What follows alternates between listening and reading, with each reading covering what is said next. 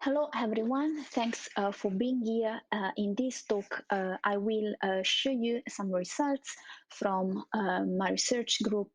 at Foscari University in Venice about the information spreading on online social media and polarization. So just to start, I want to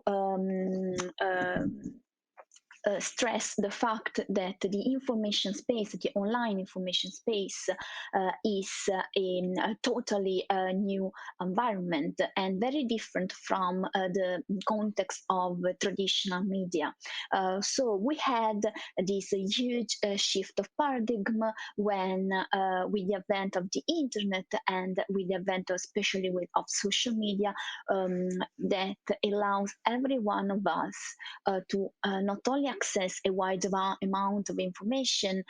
but also to produce their own. And so there is no mediation in this new environment, or at least there is no mediation as it was before. And we have shown, and what we also have is that we have lots of information we have to deal with, and this information goes around very rapidly. We also need to process this information in very few time. What we usually do, and as human beings, when we have to interpret and to react to the reality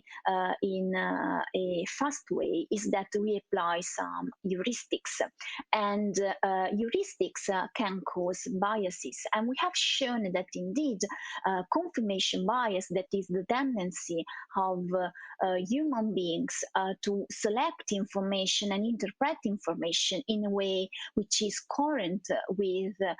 their own system of beliefs, so with their pre-beliefs.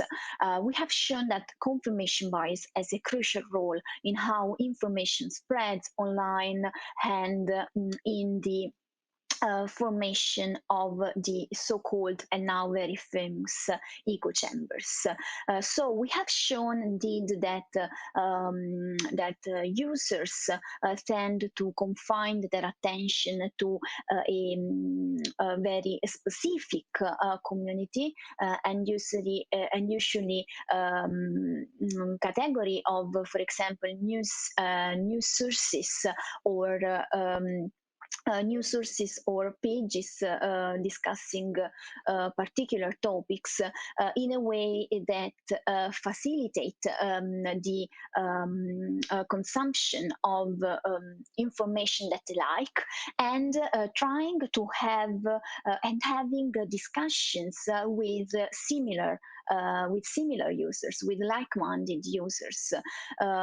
So we have seen that this happening, for example, when users are interacting with scientific and pseudoscientific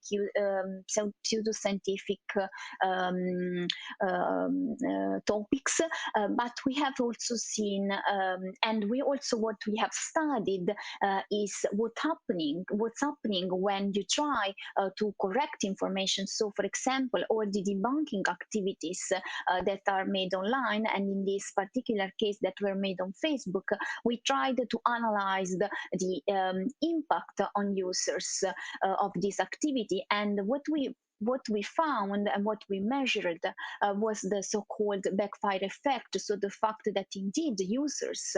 conspiracy users and pseudoscientific users, after interacting with debunking content, they were reinforcing their original viewpoints, their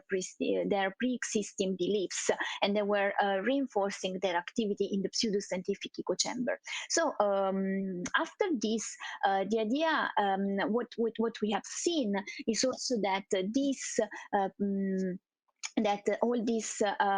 dynamics can be observed not only for misinformation and for conspiracy theories or pseudoscientific stuff, but also